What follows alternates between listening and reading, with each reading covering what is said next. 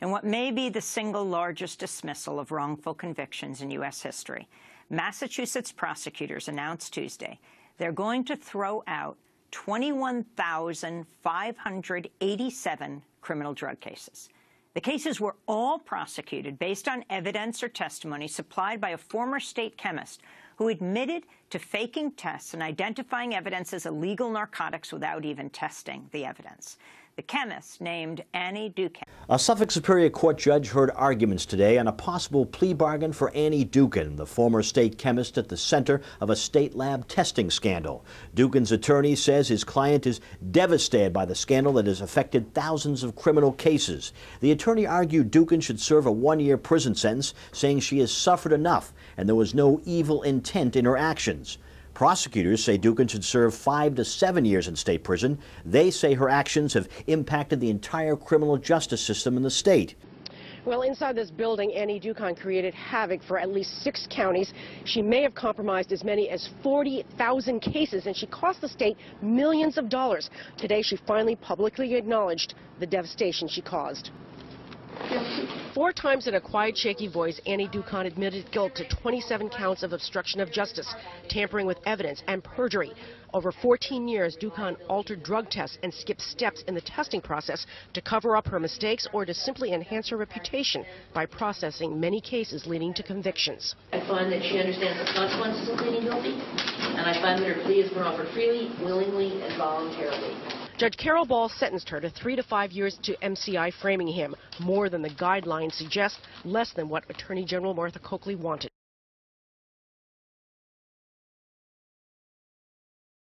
Called her Superwoman. She was faster than everybody else. Didn't they suspect that she might be doing a lousy job? I think what they found in this case is the ultimate no-brainer, which is when you see a pattern in practice like that go out for a long time, it's a leadership issue, which is who was checking on the anomalies like that? Governor Patrick has accepted the resignation of Department of Public Health Commissioner John Auerbach. He's the 3rd person out of a job in connection with the Jamaica Plain drug lab scandal. Department of Public Health Commissioner John Auerbach has resigned. The problem with Dookhan came to light in June 2011. Auerbach was made aware in December. He waited 6 weeks to tell his boss, Health and Human Services Secretary Judy Ann Bigby. She notified the governor and state police right away. But the problem, Bigby admits, Auerbach and his staff didn't properly investigate to discover that Dookhan's misconduct went on for more than just one day. And the impact across the Commonwealth on these cases and the public's trust in it has been devastating. Among the 300 prisoners released because of Dookhan's tampering, 22-year-old Dante Hood, who was arrested 6 months later and charged with killing a man. We have never seen anything of this scope happen in Massachusetts, certainly, and I don't believe there has been a bigger forensic science scandal nationwide. Dan Conley, I'm Suffolk County District Attorney. How would you say your office is handling this fallout now from the Annie Dookhan case in terms of hiring folks to review each case, and what are you doing in general right now? Well, from September, when this crisis first hit, this matter has created a tremendous drain on resources within my office. I have had to establish a new unit in my office to deal with about 18,000 cases. To put that into perspective, on any given year, we handle about 40,000 cases. So you think that we had 40,000 cases in our lap, we get thrown another 18,000. You can see the magnitude of this. We have 5 lawyers assigned to that unit, and we have 2 paralegals working on these cases. You've asked for $12 million this fiscal year. That is correct, and that's as a group, meaning that there are 7 affected offices. Collectively, we felt that just about $12 million will address, at least in this fiscal year, and then we'll take another look and see if we need any more or what we will need in the fiscal years ahead. Right now, both the police and general public are reeling as more inmates continue to be released from prison while their cases are challenged in court. State officials estimate that 35-year-old chemist Annie Dookhan tested samples involving more than 40,000 defendants during her 9 years at a State Department of Public Health lab. And so far, more than 330 inmates have been released from prison. A system will be set up for defendants to reopen, appeal, or have their cases dismissed, and prosecutors predict it could become a $100 million process. Massachusetts authorities are warning of a possible crime wave because of a scandal in a state crime lab. Already at least 8 defendants who were released have been rearrested on new charges. Attorney General Martha Coakley. And is the allegation that she misread the results or that she faked the results or both? The implication, at least based upon our investigation, is that she faked the results. Over 9 years, Dookhan tested more than 60,000 drug samples and gave expert testimony in court. But investigators say test results used as evidence in 34,000 drug cases she worked on is now suspect. 1,100 convicted criminals may have to go free.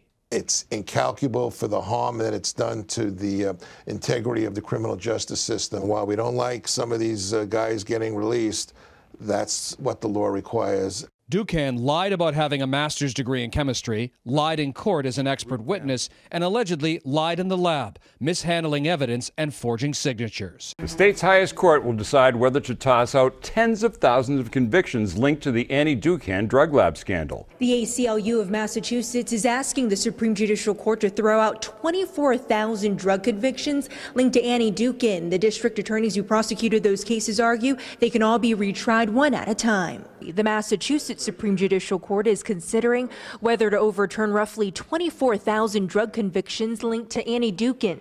Antoinette, Randy, good morning. Yes, today is deadline day for district attorneys across the state who continue to deal with the damage done by Annie Dookhan. The state's Supreme Judicial Court ordering the district attorneys to hand over lists indicating how many of the approximately 24,000 tainted cases they would not or could not prosecute if new trials were ordered. Austin Herald is just reporting that Annie Dookhan is now out of prison.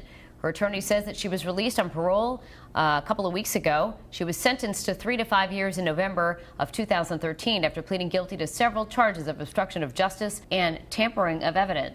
Covering New England tonight, a second crime lab chemist in Massachusetts is now accused of tampering with drug evidence. Sonia Farrick of Amherst was arrested over the weekend. Prosecutors say evidence suggests she stole drugs after they were tested.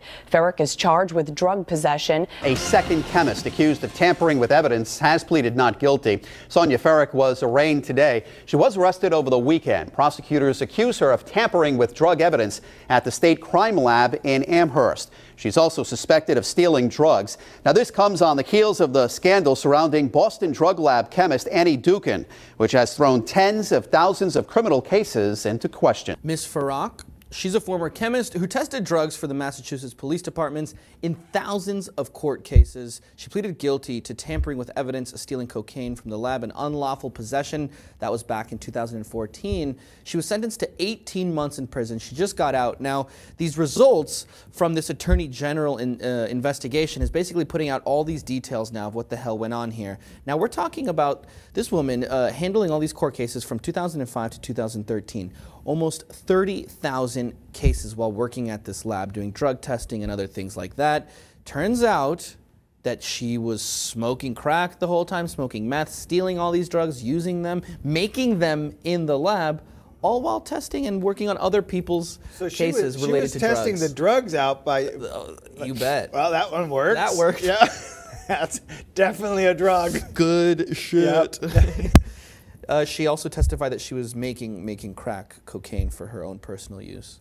Newly released court documents say that a former state chemist was high on drugs almost every day for the nearly 8 years when she worked at an Amherst drug lab. Investigators found that Sonia Farrick tested drug samples and testified in court while under the influence of methamphetamines, cocaine, LSD, and other drugs between 2005 and 2013. A spokeswoman for Attorney General Maura Healey said the information gathered about Farrick will no doubt have implications for many cases. Many of the shocking details came from Farrak's own grand jury testimony, including that she once smoked crack cocaine before a 2012 state police inspection of the now-closed lab in Amherst. Farrak pleaded guilty to tampering with evidence, stealing cocaine from the lab, and unlawful possession in 2014. This actually means that there are people in jail based upon the evidence The that she findings provided. that she provided. And now basically this will no doubt have huge implications for many, many cases, in the thousands. So people basically, now they have to go back and reassess all these cases now. We're talking about, you know, tax dollars being spent on going back and revisiting all these cases of people who were deemed innocent or guilty. Anybody who was convicted on that evidence would have to be released, because it's arguable that she could have the evidence could have been cross-contaminated in some way. Exactly. That drugs were missing from the laboratory, and that's how this whole thing started to unravel. And that's when all of her allegations came out. And it only took 8 years for them to figure it out. That's it. Because you can never tell when somebody's tweaking on crystal meth, right? It's right. She would like smoke crack on her lunch breaks. Governor, off the AG's report on the Amherst drug lab yesterday, obviously raised questions about there might be thousands of cases that could be impacted by this. How do you approach this? Because last time we did this with the Hinton lab, it really fell to the governor's office to really this is yet one of a series of issues that we've been dealing with since we took office, and we put a tremendous amount of effort into cleaning up all of the drug lab issues, and the state police has been, the Office of Public Safety has been very aggressive about making sure that the protocols and the standards are in place to deal with this stuff going forward. But we certainly believe we're going to have a big responsibility to work with the courts and with others to make sure that people who are affected by this have the appropriate opportunity to engage that conversation. And we fully expect we're going to be doing that for the next several months. Does that mean putting resources aside? We're certainly going to have to put resources into this because a lot of cases are affected by it, yeah.